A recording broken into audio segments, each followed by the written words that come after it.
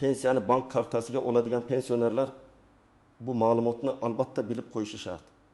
Chunki pensioniya kartaga tushyapti degani hamma narsa avtomatik, hamma narsa muammosiz bo'ladi degani emas.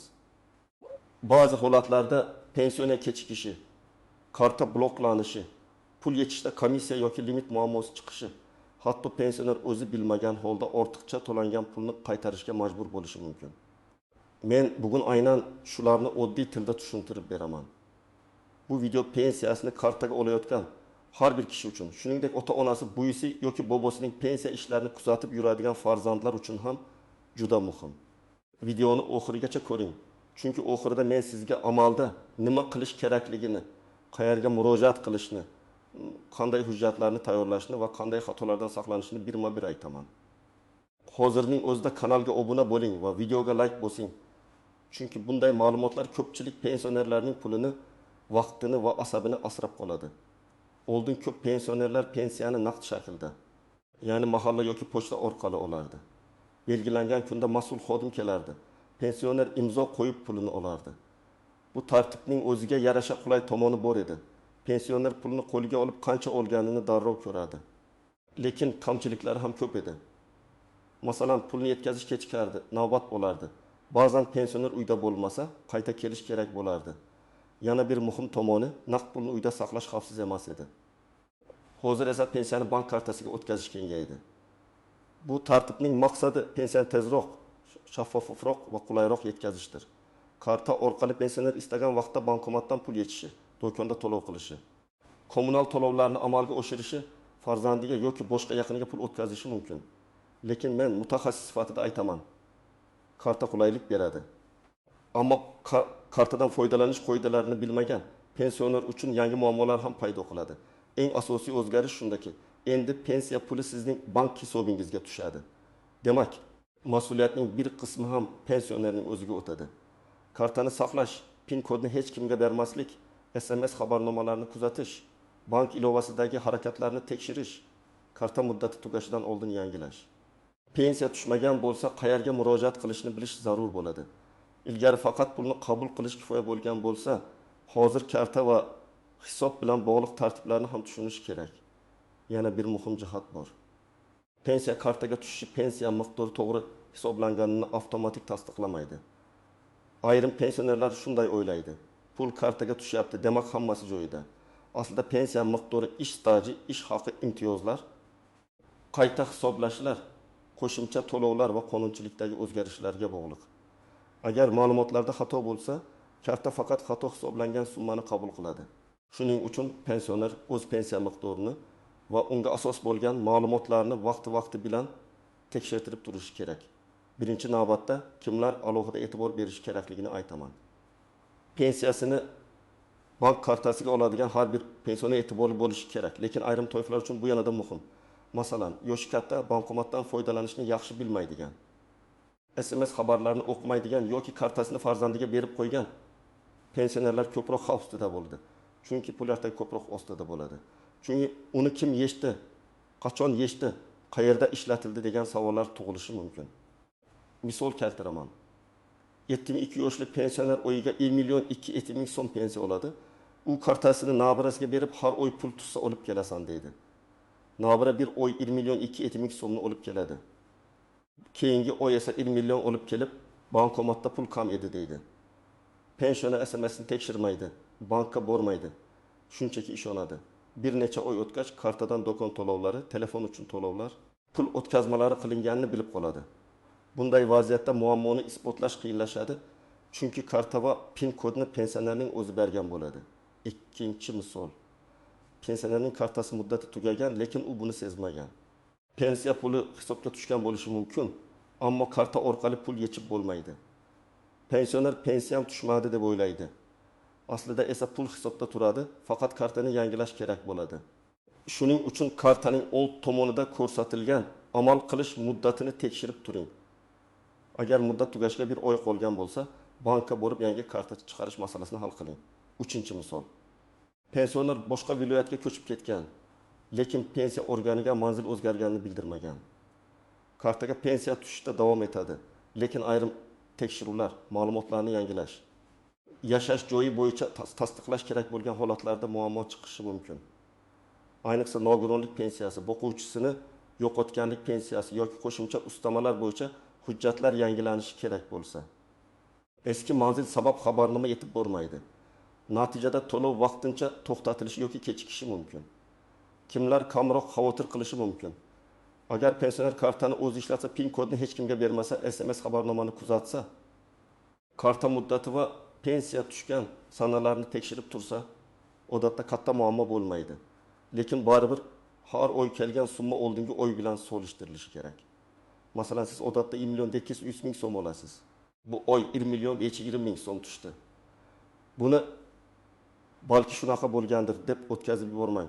Bankdan hisob varaq harakatlari bo'yicha ma'lumot oling. Pensiya jamg'armasi bo'limidan nima sabab kamayganini so'rang. Pensiya kartaga tushganda yana bir muhim narsa, pul tushgan sana bilan puldan foydalanish sanasi farq qilishi mumkin. Ba'zan bank tizimida texnik kechikish bo'ladi. Ba'zan bayram yoki dam olish kunlariga to'g'ri keladi. Ba'zan karta bankomatda ko'rinmaydi, ammo hisobda pul bo'ladi. Shu sababli bugun tushmadi, demak pensiyani kesib tashlashdi deb darrov vahima qilish kerak emas.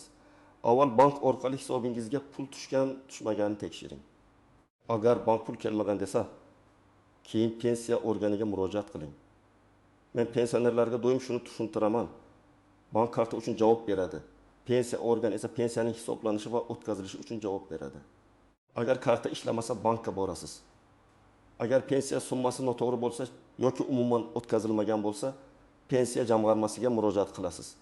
Ko'p odamlar shu ikkisini aralashtirib yuboradi. Bank xodimidan nega pensiyam kam deb so'raydi. Bank bunga aniq javob bera olmaydi. Chunki bank faqat kelgan pulni hisobga tushiradi. Pensiya miqdorini esa bank belgilamaydi. Yana bir muhim holat, karta yo'qolsa yoki o'g'irlansa. Bunda birinchi ish bankka qo'ng'iroq qilib kartani darhol bloklashdir. Ertaga boraman, hozir vaqtim yo'q, balki uyda topilib qolar deb kutish xavfli. Karta topilgan odam PIN kodini bilmasa ham ayrim joylarda kontaktsiz to'lov, internet to'lovlari yoki boshqa usullar orqali zarar yetkazishi mumkin. Shuning uchun karta yo'qolganini sezgan zahoti bankning rasmiy telefon raqamiga qo'ng'iroq qiling yoki bank ilovasi orqali bloklang.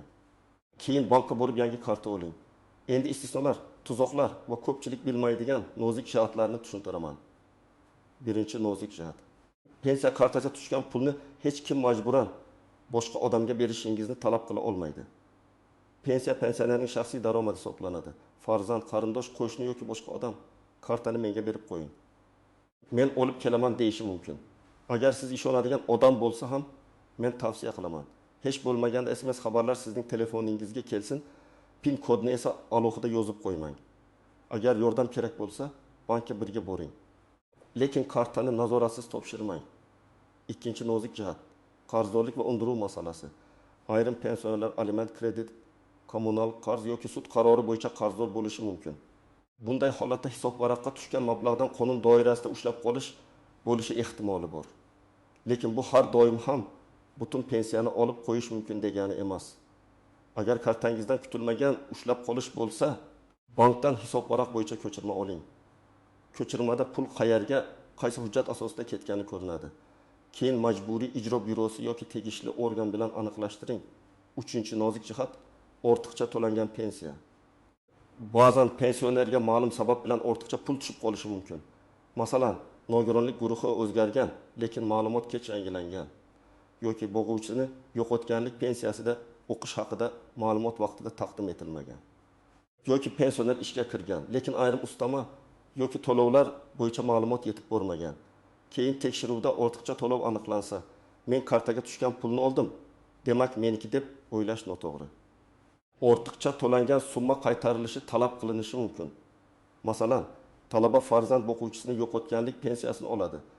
U o'qishni tugatgan yoki o'qishdan chetlashtirilgan, lekin bu haqda vaqtida xabar bermagan. Pensiya yana 3 oy tushgan. Har oy 9.000 so'mdan bo'lsa, 2.700.000 so'm ortiqcha to'lov paydo bo'ladi. Keyin bu pulni qaytarish masalasi chiqadi. Shuning uchun pensiya olish huquqiga ta'sir qiladigan har qanday o'zgarishni yashirmaslik kerak. Bu yerda baribir bilishmaydi degan fikr eng katta xatodir. 4-chi nozik jihat, bankomat komissiyasi va limitlar. Agar siz pensiya kartangiz bankka tegishli bankomatdan pul yechsangiz, odatda shartlar qulayroq bo'ladi. Boshqa bankomatidan yechsangiz komissiya bo'lishi mumkin. Masalan, 1 million so'm yechsangiz 1% komissiya bo'lsa 10 ming so'm ushlab qoladi. Kimdir uchun 10 ming so'm kichik tuyulishi mumkin, lekin har oy shunday bo'lsa, yiliga 20 ming so'm bo'ladi. Pensioner uchun bu kommunal to'lov yoki dori pulining bir qismi. Shuning uchun qaysi bankomatdan komissiyasiz yechish mumkinligini bankdan aniq so'rab oling. 5-nozik jihat. Firibgarlik qo'ng'iroqlari. Hozir ko'p firibgarlar pensionerlarga qo'ng'iroq qilib, kartangiz blok bo'ladi, pensiyangiz to'xtaydi, tasdiqlash kodi ayting, bankdan qo'ng'iroq qilyapmiz deb aldaydi. Men qat'iy aytaman. Hech qachon SMS kodni, PIN kodni, karta raqamini to'liq, kartaning orqa tarafidagi kodni hech kimga aytmang. Bank xodimi ham sizdan PIN kod yoki SMS kod so'ramaydi. Agar shunday so'rasa, bu firibgarlik bo'lishi ehtimoli juda yuqori.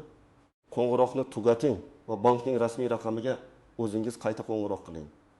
6-nozik jihat. Pensioner chet elga chiqsa yoki uzoq muddat boshqa joyda yashasa.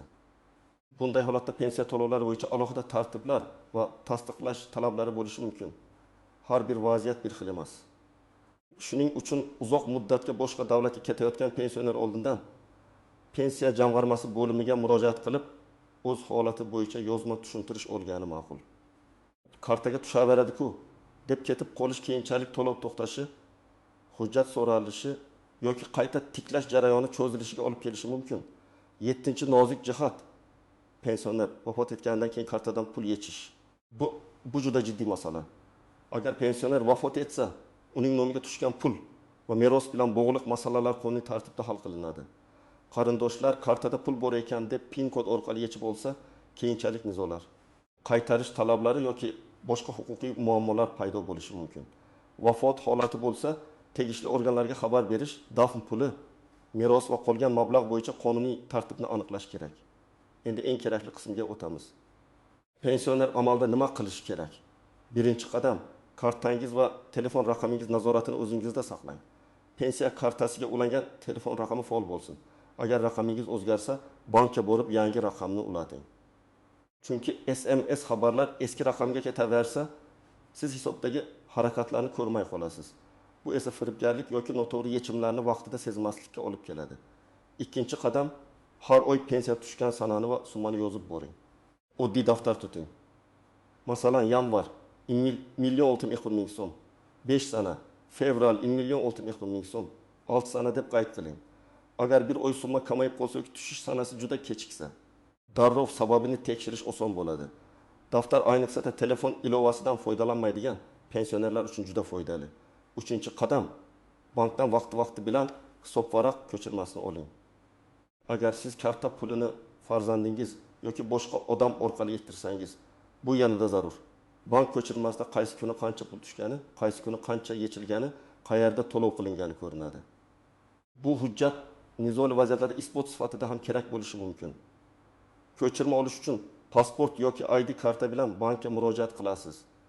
4-qadam, pensiya miqdoriga shubha bo'lsa, pensiya jamg'armasi bo'limiga murojaat qiling. Murojaatda shunday yozish mumkin: menga tayinlangan pensiya miqdori va hisob-kitob asoslarini tushuntirib berishingizni so'rayman.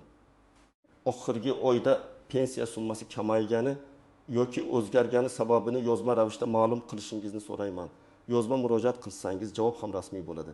Og'zaki javobni eshitib ketishdan ko'ra. Yozma javob keyinchalik ancha foydali. 5-qadam, hujjatlaringizni tartibga keltiring.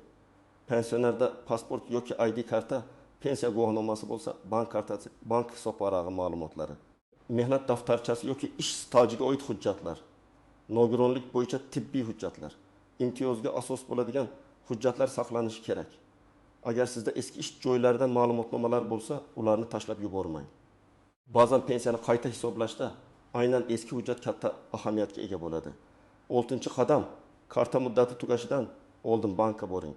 Kartaning amal qilish muddati odatda kartaning old tomonda oy va yil ko'rinishida yoziladi.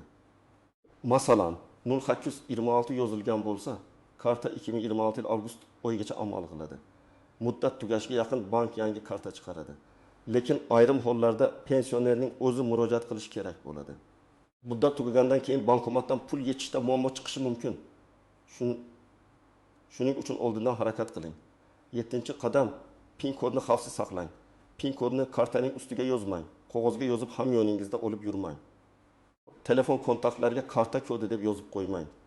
Agar eslab qolish qiyin bo'lsa, bankdan pin kodni o'zgartirish tartibini so'rang va o'zingizga esda qoladigan, lekin boshqalar topa olmaydigan raqam tanlang. Tug'ilgan yil, telefon raqamining oxiri 12 yoki 1234 kabi oddiy kombinatsiyalar xavfli. 8-qadam, pul yechishda bankomat oldida ehtiyot bo'ling. Begona odam yordam beraman desa, kartani qo'liga bermang. Agar ko'zingiz yaxshi ko'rmasa yoki bankomatdan foydalanish qiyin bo'lsa, ishonchli yaqin odamingiz bilan boring. Lekin pin kodni ovoz chiqarib aytmang. Bankomat klaviaturasini qo'lingiz bilan to'sib turing. Pulni olgach, darhol sanab hamyoningizga joylang. Chek chiqsa, uni tashlab ketmang, chunki unda hisob ma'lumotlari bo'lishi mumkin. 9-qadam, agar pensiya tushmasa tartib bilan tekshiring. Avval bankka murojaat qiling. Hisobimga pensiya mablag'i kelganmi deb so'rang. Agar bank pul kelmagan desa, pensiya jamg'armasi bo'limiga boring. O'zingiz bilan ID karta yoki pasport, pensiya hujjatlari, bank karta ma'lumotlari va agar bo'lsa, oldingi oylar bo'yicha ko'chirmalarni oling. Murojaatni yozma topshiring. Shunda tekshirib ko'ramiz degan umumiy gap bilan qolib ketmaysiz. 10-qadam, pensiya huquqiga ta'sir qiladigan o'zgarishlarni yashirmang. Nogironlik guruhi o'zgarsa, ishga kirish yoki ishdan chiqish holati bo'lsa, o'quvchisini yo'qotganlik pensiyasida o'qish to'xtasa, yashash manzili o'zgarsa, hujjat muddati tugasa, bularni tegishli organlarga vaqtida bildiring. Bu sizni keyinchalik ortiqcha to'lov, qarzdorlik yoki to'lov to'xtashi kabi muammolardan asraydi. Yana bir amaliy maslahat, farzandlar ota-onasining pensiya kartasini ishlatishda mas'uliyatli bo'lishi kerak. Men ko'p holatlarda ko'raman. Farzand men hammasini nazorat qilyapman deydi, lekin pensionerning o'zi qancha pul tushayotganini bilmaydi. Bu to'g'ri emas. Ota-onangizga har oy tushgan summa va sarflangan pul haqida ochiq ayting. Imkon bo'lsa, bank ilovasini farzand telefoniga emas, pensionerning o'z raqamiga ulang. Yordam berish nazoratini butunlay olib qo'yish degani emas. Agar pensioner yotib qolgan bo'lsa yoki bankka bora olmasa, bank va pensiya organlaridan masofaviy yoki ishonchnoma orqali xizmat olish tartibini so'rash kerak. Ishonchnoma rasmiy bo'lishi lozim. Oddiy men uning o'g'liman yoki men keliniman degan gap har doim yetarli bo'lmaydi. Ayniqsa hisob varaq, karta, pul yechish, hujjat olish kabi masalalarda bank qonuniy vakolatni talab qiladi. Shu sabab oldindan notarial ishonchnoma yoki tegishli vakolat hujjati masalasini hal qilish kerak. Pensiyani kartaga olish qulay, tez va zamonaviy tartib. Lekin bu tartibdan to'g'ri foydalanish uchun pensioner karta xavfsizligini, pensiya miqdorini, bank va pensiya jamg'armasi o'rtasidagi farqni, komissiya va limitlarni, firibgarlik xavfini va hujjatlarni yangilash zaruratini bilishi shart. Men bugun aytgan eng asosiy fikr shuki, pensiya kartaga tushgani bilan nazorat tugamaydi. Aksincha, nazorat yanada muhim bo'ladi. Har oy tushgan summani tekshiring. Kartani begonalarga bermang. SMS kod va pin kodni hech kimga aytmang.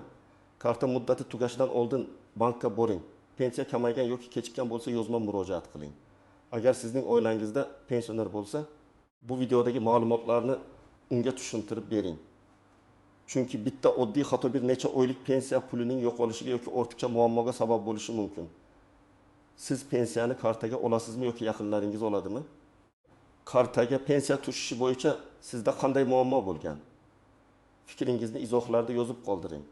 Videoga like bosing, kanalga obuna bo'ling va bu ma'lumotni boshqa pensionerlarga ham yetib borishi uchun yaqinlaringizga ulashing.